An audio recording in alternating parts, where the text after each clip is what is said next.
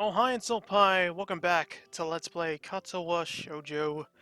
Last time we had a dinner date with Emmy-chan, and things fell through, and we left. But, in doing so, during the last video, I realized we're in Act 4, which shows that we're in the good ending route. Now, I did say in the end of the part, I was debating on should I go back and go to the bad ending route and then come back here for the good ending, or just continue on? And I decided just to keep going with this good ending part. I kind of should have rechecked my choices that I made to go to the bad ending and then end it off with a good ending, but we're gonna unfortunately do things backwards here for Emmy. So in that case, let's continue. The sound of my alarm is an unwelcome intrusion on a sleep that has been a battle to obtain. I've doubted I've truly asleep for more than an hour or two. Oh, and by the way, yes, no camera today. For reasons, I just didn't feel like going on camera today for this one, but maybe in the next part I will. Too much on my mind. Did I make the right choice leaving the house yesterday? Did I manage to get Emmy to realize how unreasonable she's been? Am I ever going to manage to get her to stop being unreasonable? Emmy's mom gave me a new perspective the other day, but I'm still not sure that it is the right perspective. She was hurt when I left yesterday too. I know that part of any conversation is going to have to include an apology about that. Right thing to do or not, I hurt her. I hurried down to the track, eager to talk to Emmy. I think I know what to say. Apologize for leaving first, and then go ahead from there.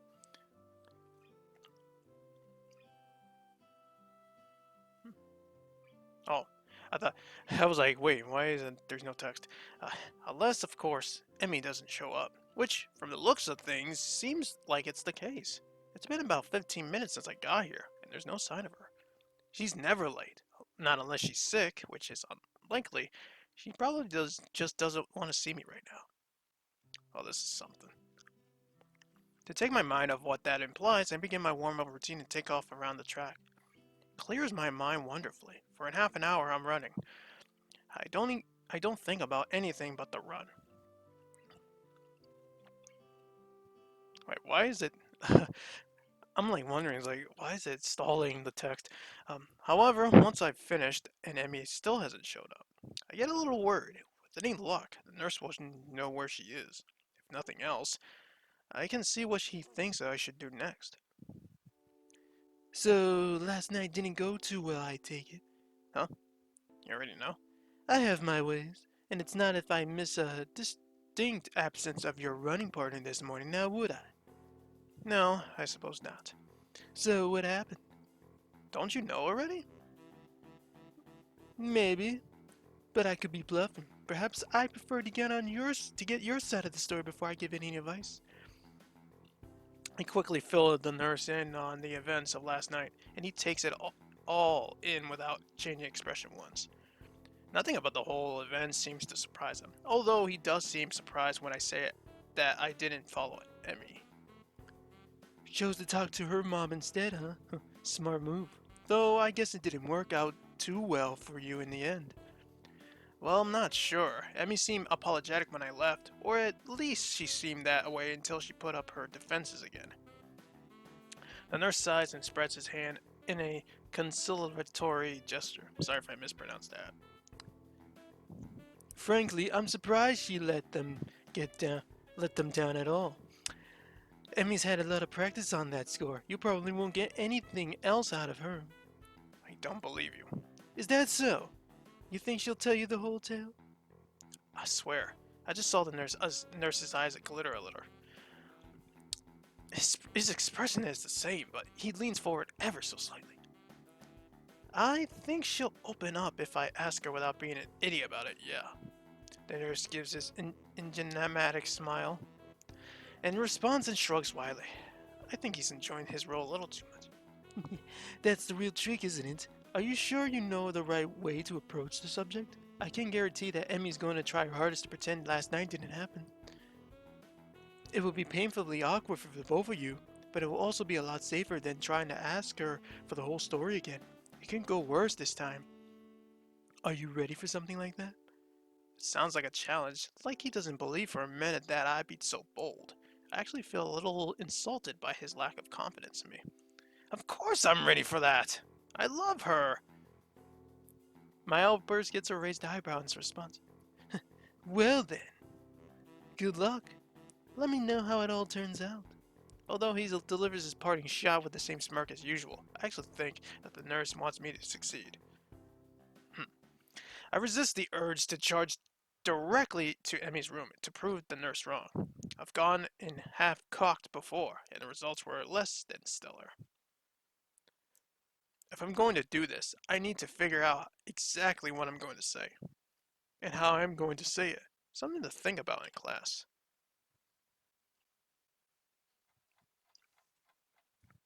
Sure enough, by the time lunch rolls around, I think I have a good enough idea of what to say.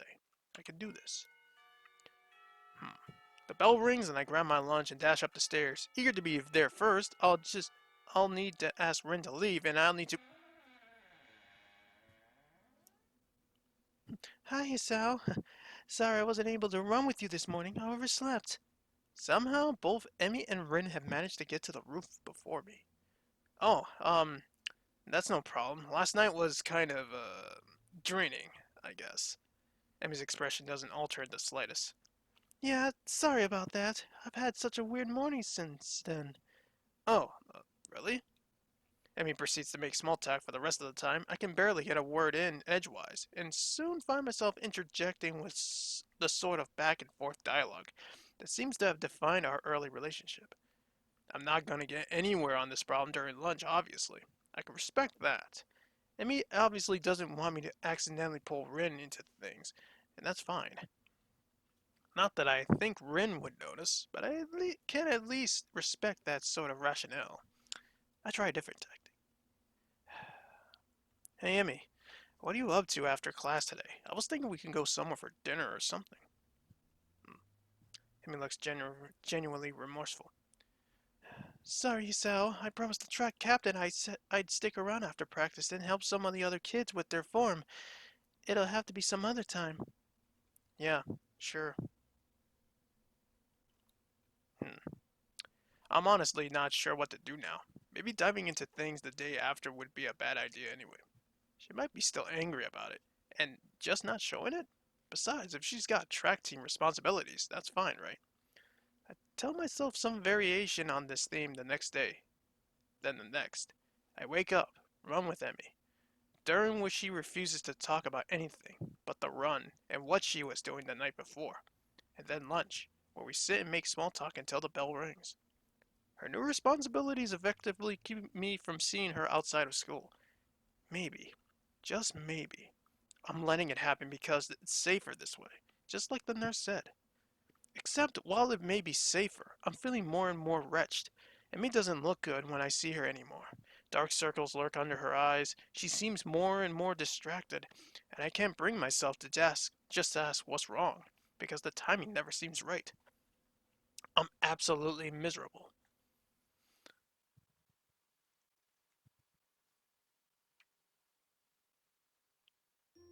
Hmm. Interesting.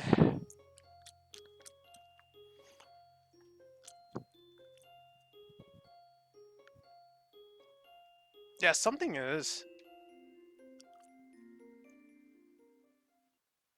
That's a long delay. That's like the longest I've seen it go. You guys saw that, right? I don't know. The game's probably lagging. It's like I never heard that jingle go that long. Another lunch comes. I trudge up the stairs to the rooftop like a condemned man. Ren is up there, but Emmy is not. Immediately, I worry that something's happened to her. Maybe the lack of sleep finally made her collapse, or something worse. She seemed pretty tired after our morning run. Maybe she fell asleep and didn't even make it to class. Hey, Ren, where's Emmy? Where's Emmy? At a response, I get a rather penetrating look from Rin, and something approaching a frown appears on her face. Is that information really important? I think so. She's usually here with you, isn't she? I don't know. I have no way of being sure. I can confirm that she is, in fact, usually here with you when I come up. Well, she isn't now. Does that worry you? Kind of. Hmm. Oh, well, speaking of the devil. That seems to end the conversation, and the point becomes moot anyway because Emmy bounds through the door with her usual energy.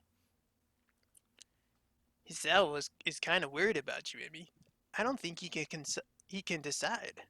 Or maybe I just don't believe him. But I think I'm going to go somewhere less awkward now. I'm so surprised by Ren's being so suddenly forward about, well, anything at all, that I merely watch her head through the door.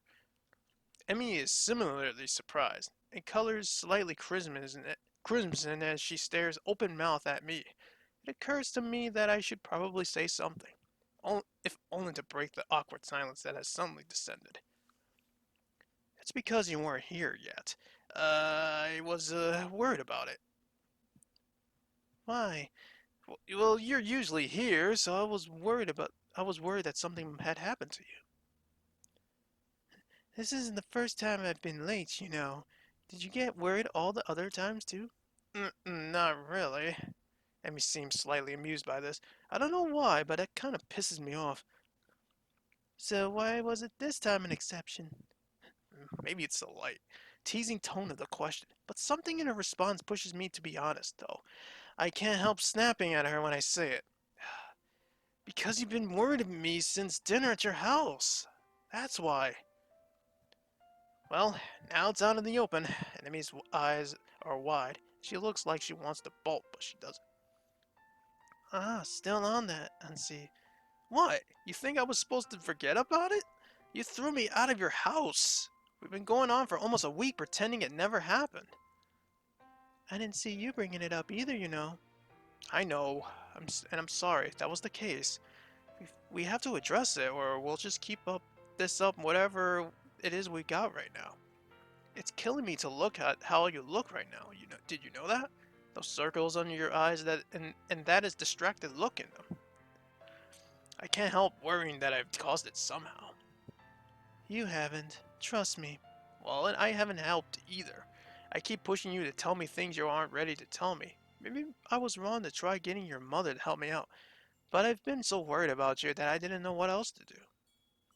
Well, you didn't have to worry about me anymore, okay? I think it's pretty clear that we're not right for each other, so maybe we should just stop. No, no, no! Her face is twisted up as she says this, like she doesn't want to say it but forces herself to anyway.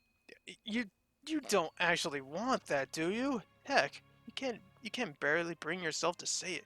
Anyway, it won't keep me from worrying about you. I care too much about you to just stop on command. You don't want to tell me that what's wrong? That's fine. But I won't stop trying to help you, even if it's just standing by you. Stop saying that! She's shaking now. And as she looks at me, I can see she's afraid and frustrated, and a million different things at all at once. I shake my head slowly and take a few steps toward her. You know what your mom told me? She told me that you'll never ask for help, because you know that you're strong enough to get through anything on your own. But that's not the full story, is it? Her eyes go wide, and she takes a step back. I keep going, because I think I finally figured it out. Something tells me I won't get another shot. I've put it off for far too long as it is. There's no harm in having someone help you, unless you're worried about needing help in the first place. You're scared, aren't you? Because of... I trail off because I don't know for certain what happened to Emmy's father, and I don't want to jump into a conclusion. Well, never mind. Never mind why, but it's okay to be afraid. You've been running from it and from me for so long, even though you know eventually you have to turn around and face your fear. And I'm going to be there to help you when you do. I won't stop, because I don't think you want me to. You can understand that sort of determination, can you? I can see that I've gone through to her, but she quickly falls back to anger to try to push me away again. Back on your white charger, Hisao? Gotta help the poor cripple face her emotional problems? What do you know about me? And what about what I've already had to face? You think 2 months of learning to walk was fun? But I did it, and after I did that, I had to. For a moment, it seems like she's going to say something else, but she cuts herself off. And after all that, you didn't think you can get past your fear? Emmy, I can't fathom what you've been through, but to come through it and still be the sort of girl that you are, well, it makes me think that you have even more strength than you think. So I'm not going to help you because I think you need rescuing. I don't want to be a knight rescuing a damsel in distress. But even knights helped out each other out. You know, I want to help you, even though I know you can do it on your own. For a moment, it looks like Emmy's going to break down completely, but she doesn't. Tears run down her face, but she stares at me steadily. Why are you trying so hard to help me? I say that because I owe you one for helping me out when we first met. But that wouldn't be the truth. The truth is, I just want you to be happy because I love you. Have I ever said that before? I mean, we've been in a relationship, and it's been pretty obvious that I love her. But did I ever actually speak the words? What what did you say? I say it again, savoring the feeling of being able to say it all. Being able to say it and mean it. Emmy seemed stunned. I said I love you. Emmy, I love you. Just you, and that makes me want to stand by you, no matter what you have to face. I'm wrapped in a fierce hug then, as Emmy begins to sob against my chest. I'm sorry. I'm so sorry about everything, but I'm so scared, Hisao. I'm so scared of losing you, and I love you too, but I can't lose you. I'm so sorry. I'll hold her quietly, shushing her until she settles down. She steps back a little more composed. Will you come with me tomorrow, back to my house? There are some things I need to show you if I'm going to do this. Of course. Maybe this time we can leave together instead of separately. Emmy grins, a sudden flash of brightness that seems more genuine than anything I've ever seen in the past week. Yeah, maybe. The lunch bell rings, and I curse the universe's poor sense of timing. Are you free tonight? We can talk more then, right? Emmy shakes her head. Sorry, Sal, but I'm still helping the track team. Plus, I don't think it would be good if we talked this over tonight. I'm going to be too tired to think properly, and I want to be able to tell you everything without screwing it up. You can wait, right? Even though there is a bit of fear in her voice, I smile and rest a hand on her shoulder.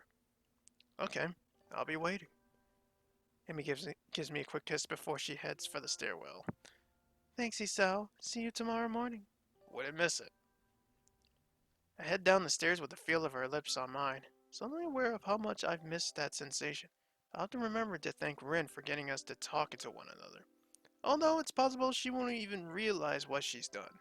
Still, if not for her, I doubt I'd have ever been able to confront Emmy again. I guess I needed more help than I realized. Tomorrow, however, I need to stand alone through whatever Emmy's trying to work herself up to doing. I'll be up to the task, I hope. Oh, that's nice. Alright, progress! That's awesome.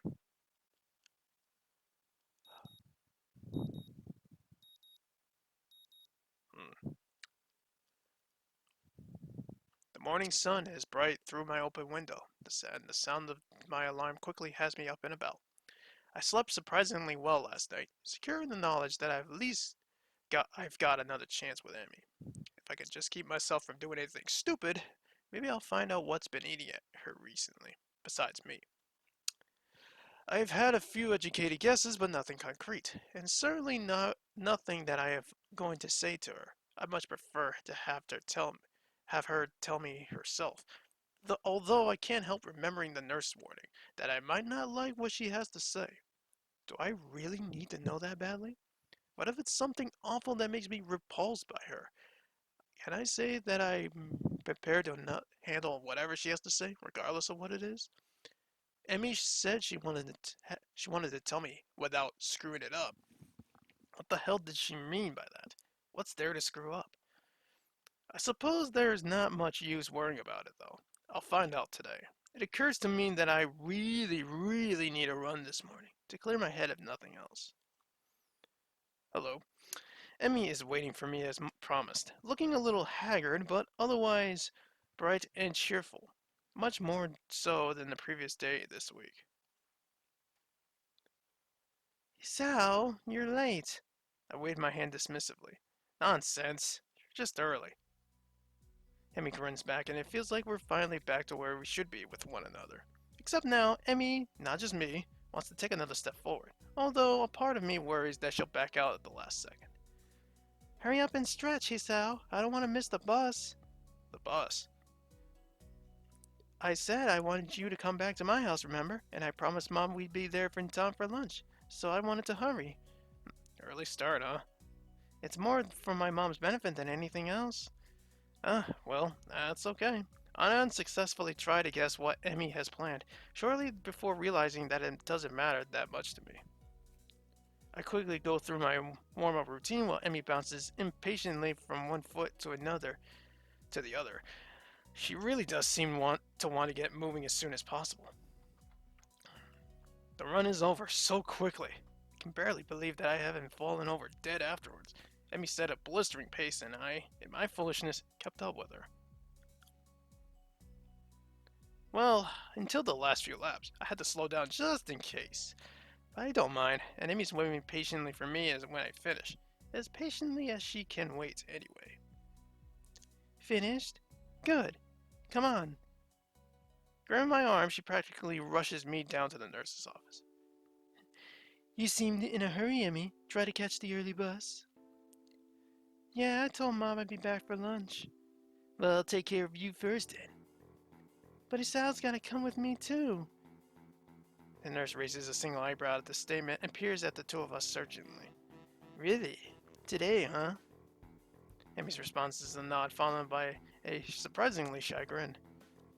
Well then, we'll make this quick.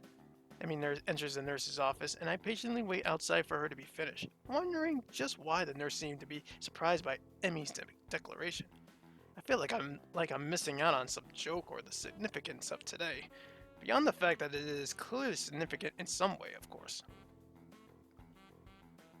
True to his word, the nurse has Emmy out of his office surprisingly quickly, and I take my place after promising to meet up at the front gate. The nurse takes my pulse and listens for a bit. Your heartbeat's faster than usual. Been pushing yourself again, have you?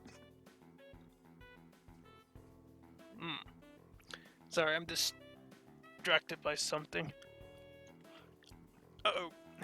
Hold on a second, guys. I got some mail delivered. Alright, I'm back.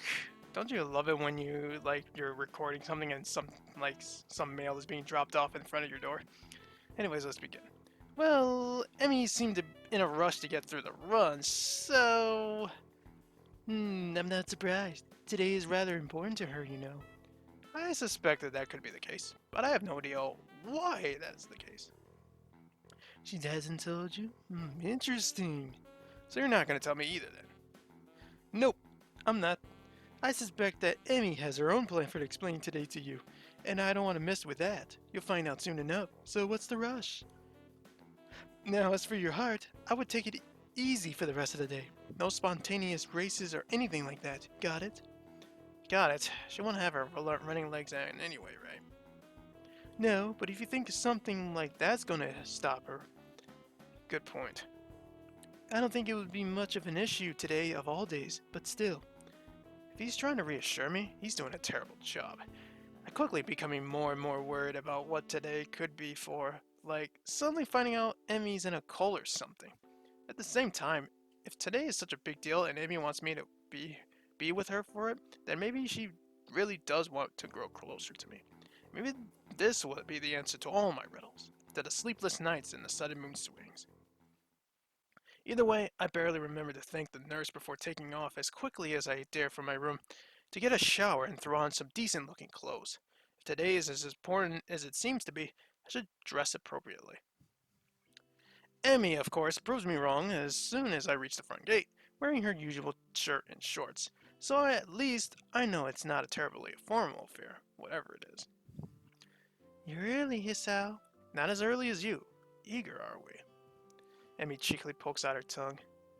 The bus stop isn't very crowded at this hour, which seems to please Emmy, and we end up relaxing a little as we wait. We sit in silence for a while, but I can tell that Emmy's trying to work herself up to say something.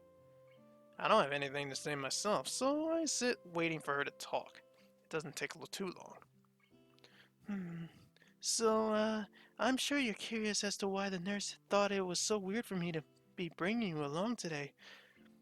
I was a bit, yes, but if you're not ready to tell me. Emmy stops my sentence by placing a finger on my lips. Don't tempt me, Hisao. I want to tell you this, but I'm just uncertain as to how to go about it. I don't want to keep delaying or deferring. I just want to be able to say it. So say it. You know that's not going to be easy, that easy for me, Hisao. So treat it like running. Right. Warm up to it with something small and easy and go from there. But don't do it too fast, okay? I'm a patient man. I can wait for you to get to it. Emmy seems to consider my words, weighing them against what is probably a desire to get it over with.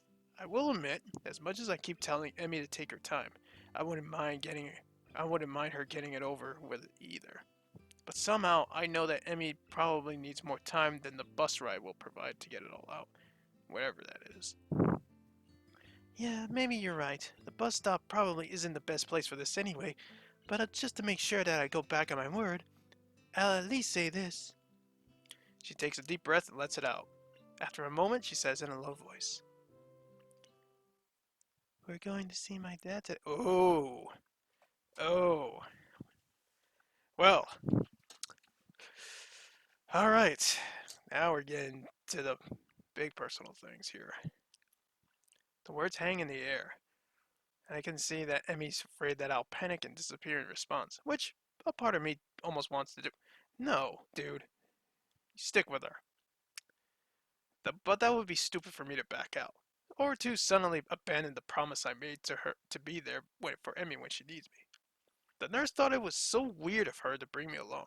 She doesn't bring anyone along, or at least I'm willing to bet that she hasn't before today. The day seems to take on an even greater significance. What has it taken Emmy to even get this far? Ah, and why is that the best I can manage as a response? Yeah, I, I don't know what to say. What I should say. Nothing, I think. Just promise that you're going to come with me. Of course. You know I will. Emmy smiles wanly, looking a little relieved. Good. In that case, we better get along. The bus pulls up just a little after she finishes that sentence.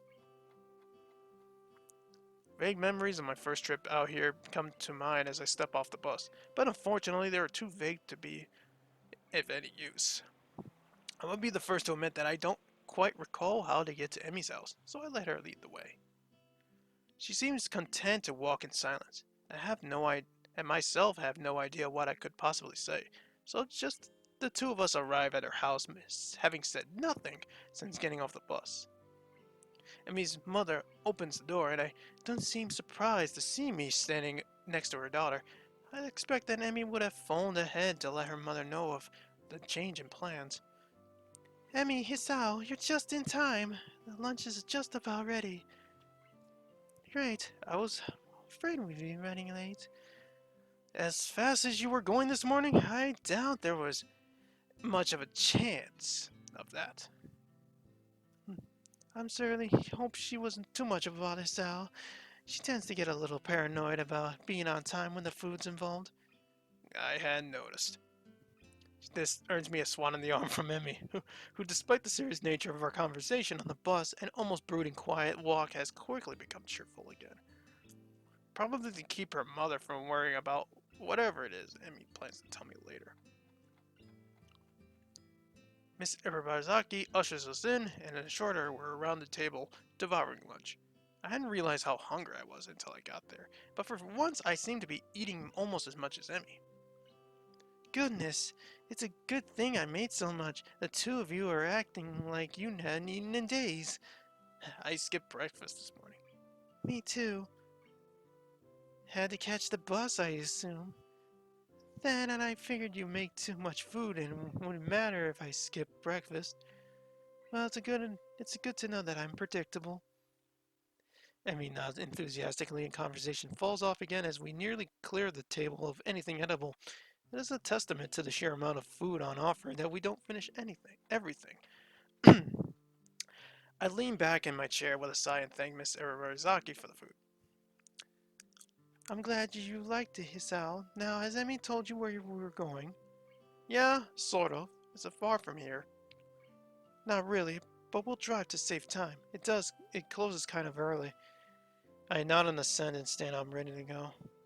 Well then, shall we?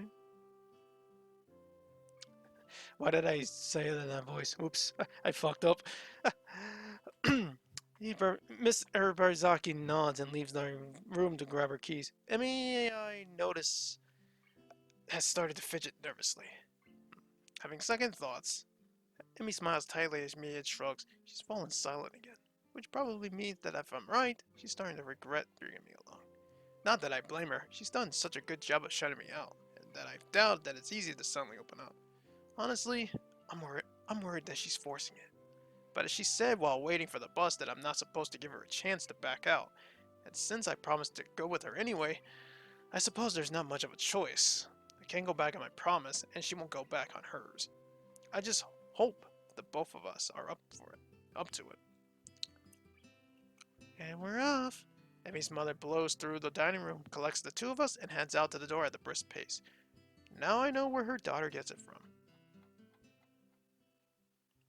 The car pulls up at the cemetery gates, and I feel Emmy tense up beside me.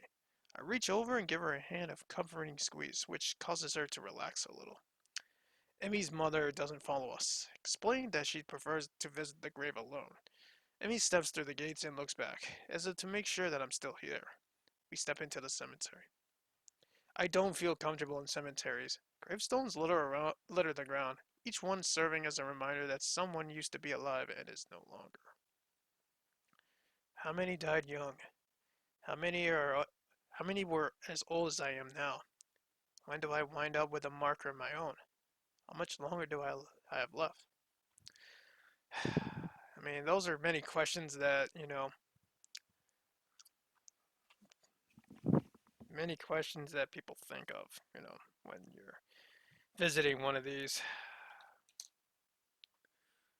The concept of not waking up, not seeing Amy anymore, it's not a happy one. It frightens me. And I very nearly turn around at the exit right then and there. I don't want to go among the dead people.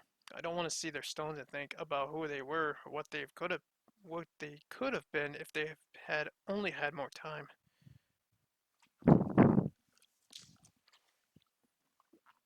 Then I look at the girl next to me, and my resolve returns. And me striding purposefully down the path, eyes clear, setting a pace that's very nearly a jog. The sooner we get there, I suspect she thinks the better. We're here.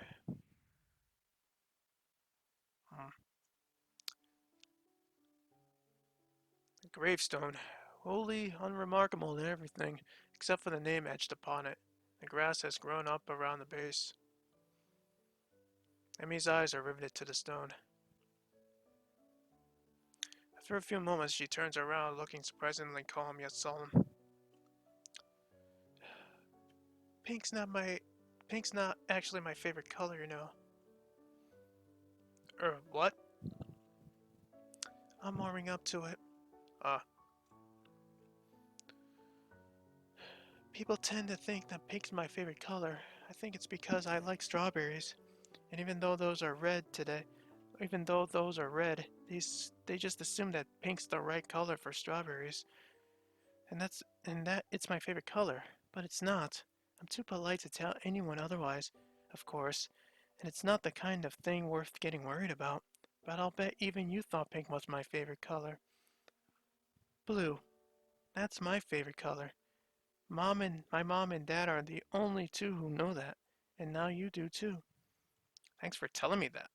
Thanks for telling me, I think. You're welcome. There's a pause as she considers what to say next, drawing a quick breath. I can't carry a tune to save my life. I can hum, but actually singing a song is something I've never been able to do. I don't mind, because I'm not a fan of karaoke anyway.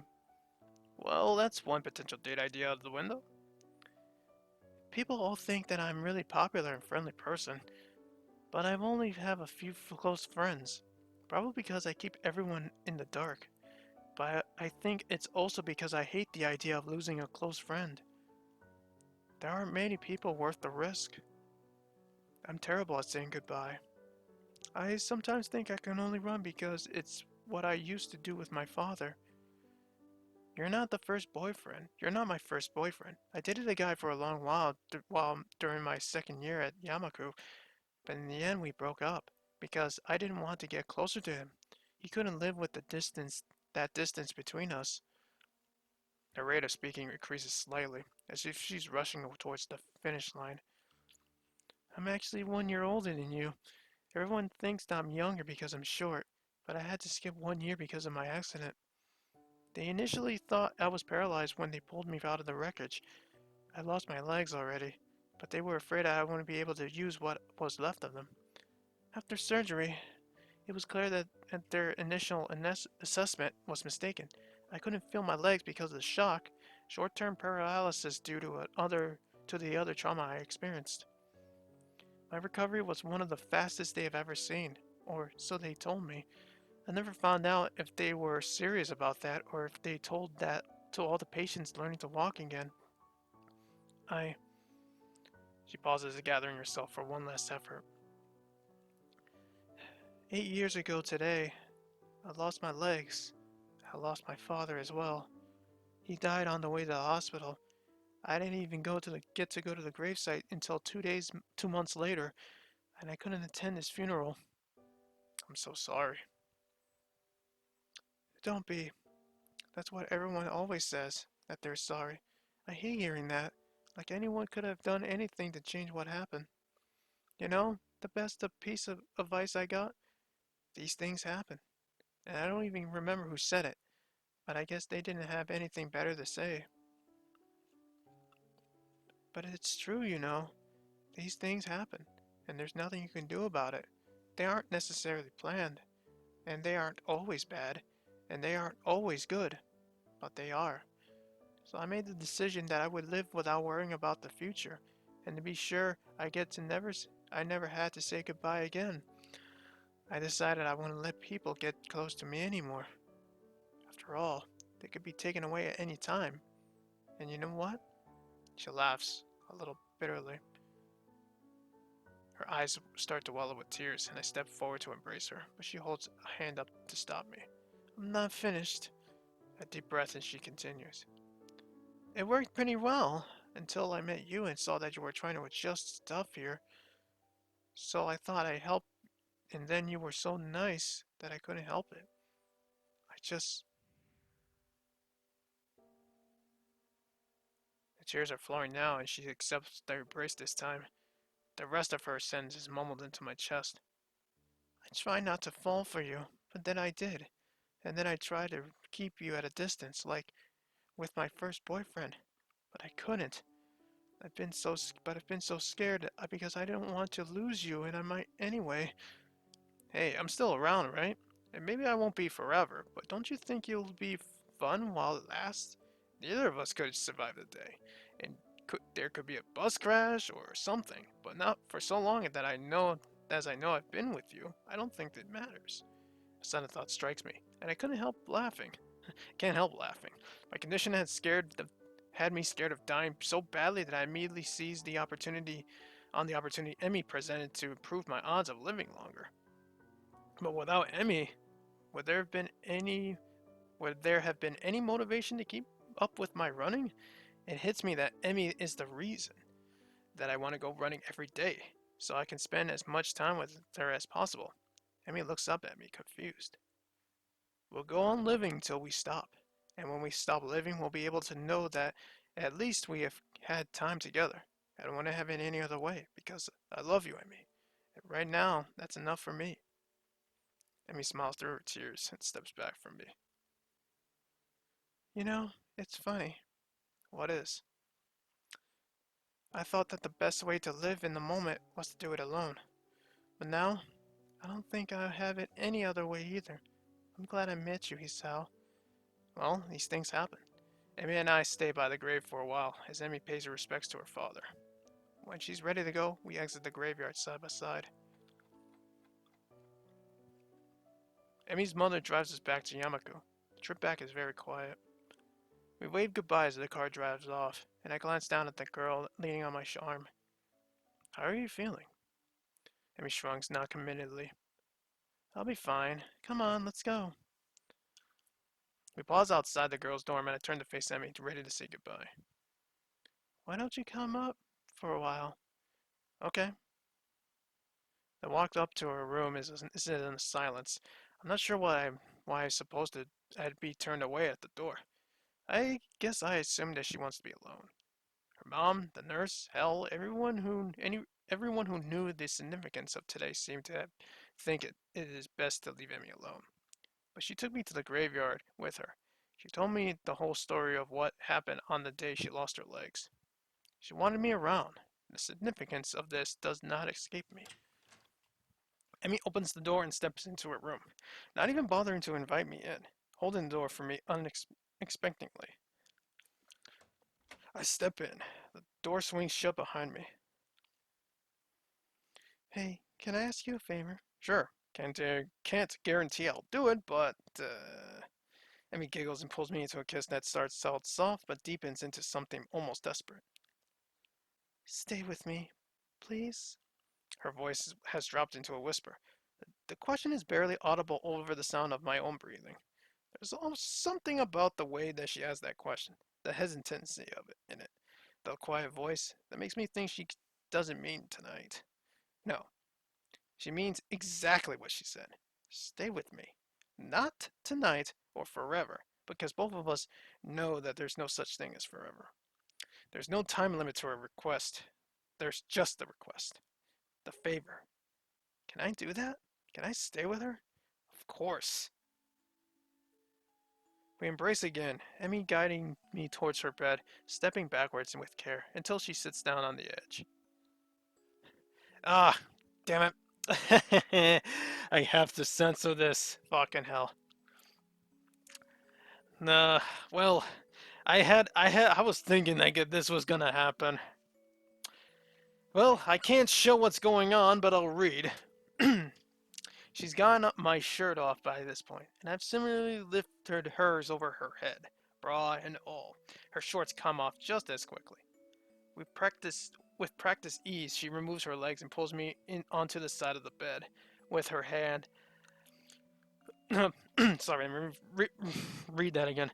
With practice ease, she removes her legs and pulls me onto the side of the bed with her, my hand coming around her smooth shoulder.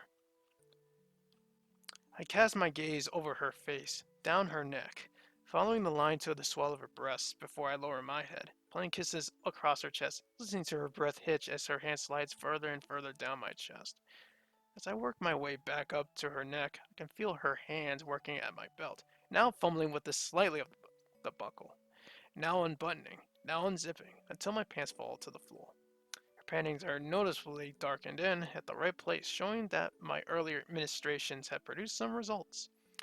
I step back quickly and shuck my boxers. Move back in as Emmy reaches over to a drawer on her nightstand, removing a small foil package. She tears it open with a quick jerk of her teeth and reaches down to apply the protection, which, as always, causes me to gasp a little.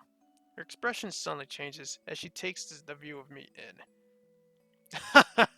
that's that's smirk. Wait a second. Wait a second. Are you still in your socks? I pause and look down. Apparently I am. Yeah. Does that matter? Take them off. It's weird that you still have them on. You know, you still got your socks on too. Yes, but I don't have my legs on, so it doesn't count. Unable to deny her logic and impatient to have the conversation over anyway, I quickly remove the offending items. I'm so eager to get back at Emmy that I practically jump on top of her, pushing her down playfully. There we go. Emmy's giggling and squirming quickly ends, replaced by a happy sigh as I answer her. breathing deeply as she savors the feeling. She spreads her arms to grab the sheets. Her breath is in my ear as I begin moving, whispering words of encouragement, nipping at my neck, not my mouth. My hips hit the edge of the mattress, shaking the bed. A part of my brain briefly wonders if I should try to be quieter more before succumbing to the waves of pleasure racing up my spine. Emmy's stomach tenses as she grows closer to the edge. As our bodies both begin to glisten with sweat, time begins to become hazy.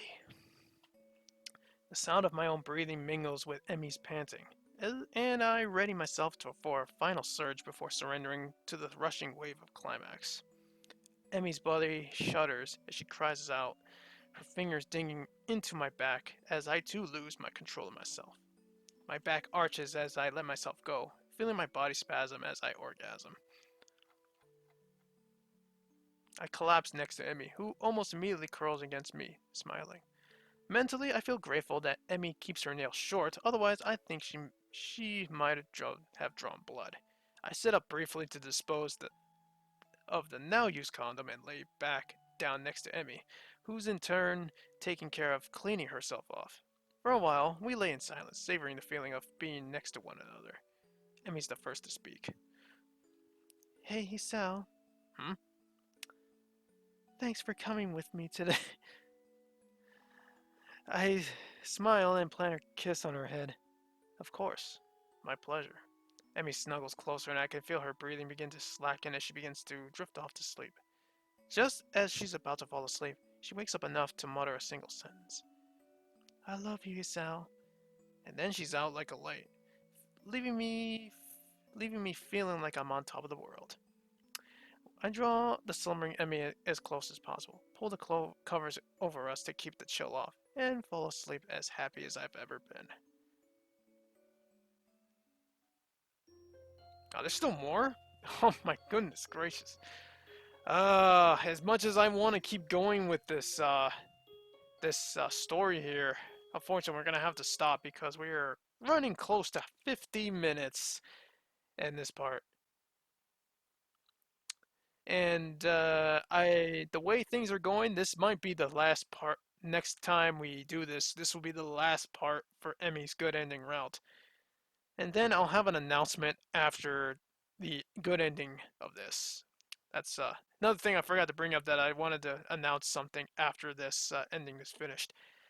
But yeah, anyways, I want to thank you guys so much for watching. Please like, subscribe if you want to see more of this. And we'll see you guys next time for more Katawa Shoujo. See you guys then.